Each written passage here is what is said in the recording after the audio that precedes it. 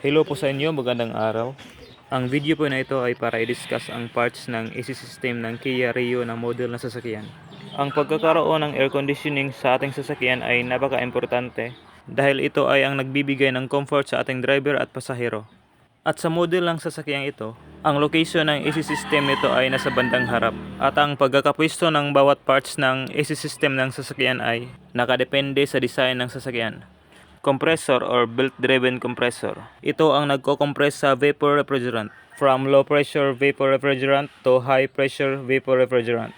Sa model na to, located ito sa bandang ilalim ng sasakyan. Ina-activate ito gamit ang magnetic latch system, gamit ang 12 volts DC power. At sa bandang rito naman, matatagpuan ang expansion device kung saan ay ine-expand niya yung high pressure liquid refrigerant to low pressure liquid refrigerant. At sa parehong banda sa likod ng dashboard, matatagpuan ang evaporator. Ang evaporator ay ang siyang nag-a-absorb ng init na nanggagaling sa loob ng sasakyan at ini-evaporate ang low pressure liquid refrigerant to low pressure vapor refrigerant. At sa bandang rito naman, matatagpuan ang high side charging port at ang low side charging port. At ina-access ito kapag kailangan ng mag-charge ng refrigerant or magbawas ng refrigerant. At sa bandang pinakaharap naman ay matatagpuan ang condenser at ang receiver dryer.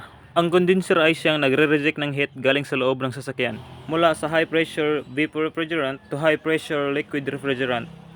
At dito sa bandang loob naman, matatagpuan ang controls ng ating AC system, kung saan pwede kang mamili between heating or cooling. Meron ditong selector switch kung saan pwede mong kontrolin ang inyong fan speed. At meron din itong button for air recycling or for outside air drone circulation. And that's it. Thank you for watching. Bye-bye.